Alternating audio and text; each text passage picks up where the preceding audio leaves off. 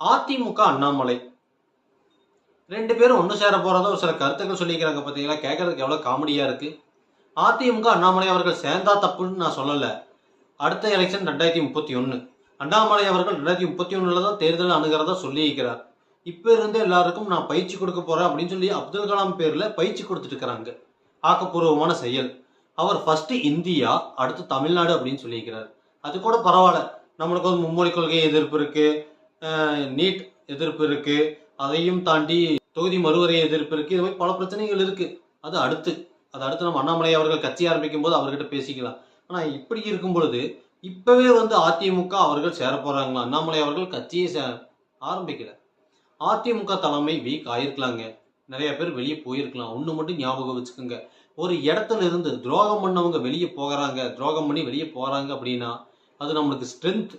ஒரு கஷ்டமான நேரத்துல, ஒரு கஷ்டமான சூழ்நிலையில ஒரு கட்சி கூட இல்ல ஒரு மனுஷங்க கூட யாரும் கூட நிக்க முடியாம வெளியே போகிறாங்க அப்படின்னா அவங்க போகட்டும் அப்படின்னு விட்டுறணுங்க. அது என்னைக்குமே வந்து வீக்னஸ் அப்படின்னு நான் சொல்ல மாட்டேன். ஆமா, கொஞ்சம் செல்வாக்கான ஆளுகள் வெளியே போயிட்டாங்க, அது அதிமுகவுக்கு வீக்னஸ். ஆனா அது எப்ப வேணாலும் நம்ம கட்டமைச்சு மேல எந்திரிச்சு வந்துடலாம். விழுந்துட்டீங்க, எந்திரிச்சு வந்துடலாம். வலுவான தலைமை அதுக்கு வேணும். அது இபிஎஸ் அவர்கள் என்ன வியூகம் வகுக்கிறாங்க அப்படிங்கிறது அது அவங்க கிட்ட இருக்கு. என்ன பண்றாங்க அப்படிங்கிறத பொறுத்திருந்து பார்க்கலாம். அடுத்து உள்ளாட்சி தேர்தல் இருக்கு, இடைத்தேர்தல் இருக்கு, 2031 தேர்தல் அது வரக்கு ரொம்ப நாட்கள் இருக்கு. இது மாதிரி எத்தனையோ நாட்கள் இருக்கும்பொழுது அது அவர்களோட இது. எப்ப பிஜேபிக்கு ஒரு கூட்டணி வச்சாங்களோ அதிமுகவுக்கு இதுதான் நிலைமை அப்படிங்கிறது ஆரம்பத்துல இருந்து நம்ம வீடியோ எடுத்து பார்த்தீங்கன்னா உங்களுக்கு நான் சொல்லியிருப்பேன். அது அதே மாதிரி நடந்துட்டு இருக்கு. அதிமுக கட்சியும் உடச்சுட்டாச்சு. பீகார்ல எப்படி ஒரு கட்சியை முடிச்சாங்களோ அது மாதிரி இங்கேயும் முடிச்சுட்டாச்சு.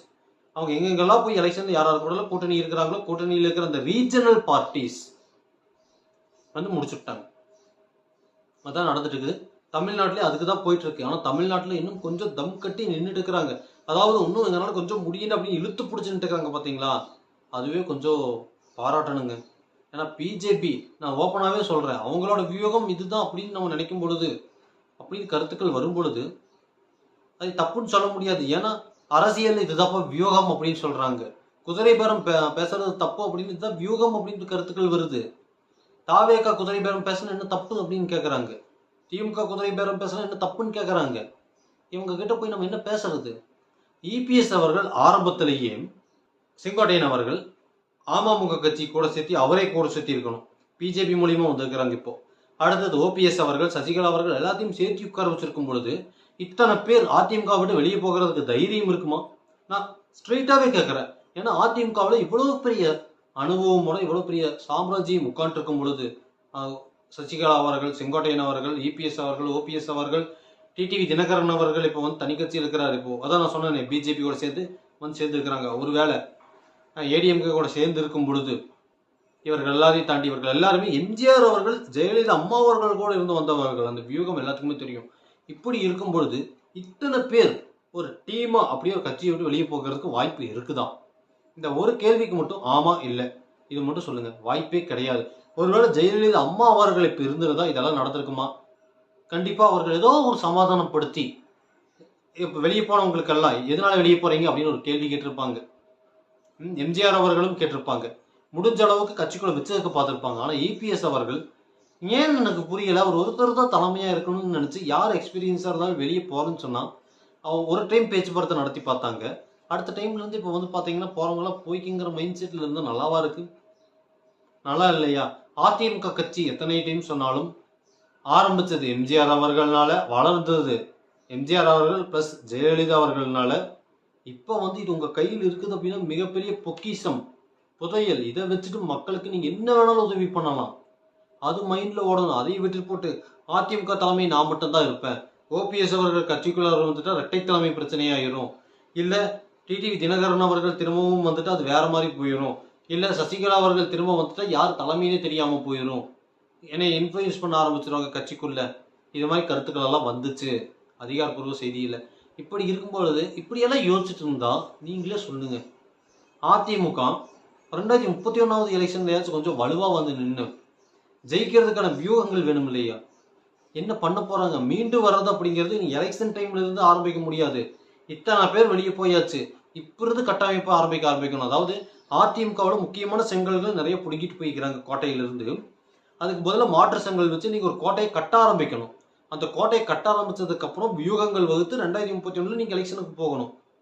அப்போ உங்களுக்கு இருக்கிற டைம் வெறும் 5 வருஷம்.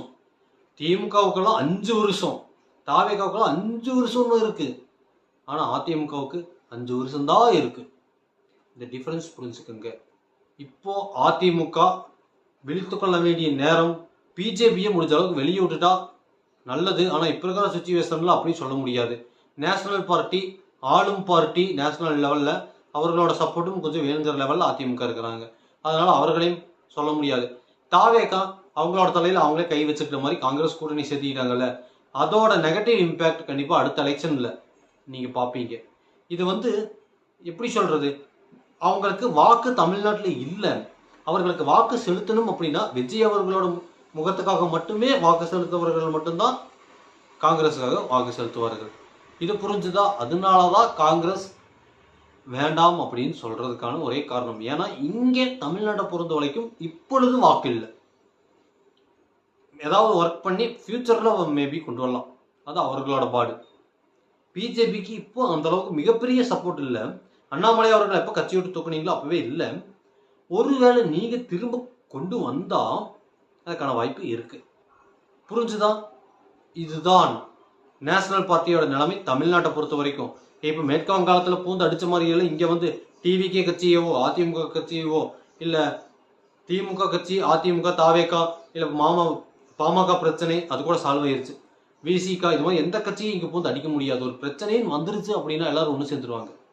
திராவிடம் அப்படின்னு ஒருத்தர் சேர்ந்து நிற்பாங்க, இன்னொரு மற்ற கட்சிகள்லாம் மாநிலம் அப்படின்னு சேர்ந்து நிற்பாங்க.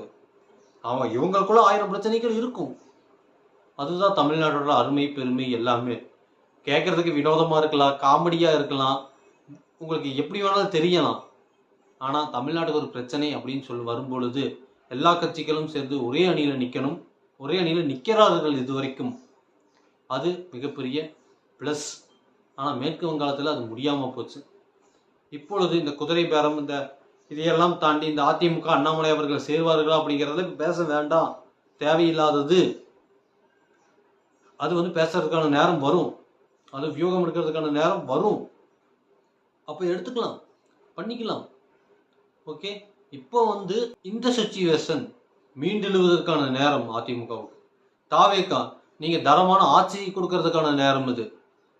திமுக வலுவான எதிர்கட்சியை கேள்வி கேட்கறதுக்கான நேரம் இது. இப்படி அவங்களோட ரெஸ்பான்சிபிலிட்டியை அவங்கவுங்க புரிஞ்சுக்கிட்டு நடந்தா போதும். அதை விட்டுட்டு அதிமுக அண்ணாமலை அவர்கள் இந்த கால்குலேஷன்ஸ் இதெல்லாம் நம்ம 2031 இல்லை இன்னும் 3 வருஷம் கழிச்சு போட்டுக்கலாம். இப்போ இந்த கால்குலேஷன்ல போட்டீங்கன்னா வெறும் வியூஸ்க்காக, ஷேர்ஸ்க்காக, லைக்ஸ்க்காக சும்மா யாரோ உங்களுக்கு ஒரு நியூஸை குப்பை மாதிரி கொடுத்துட்டு இருக்கிறாங்க. இது உங்களுக்கு புரியுமான்னு கூட தெரியலை. புரிஞ்சுதான் ஆகணும்.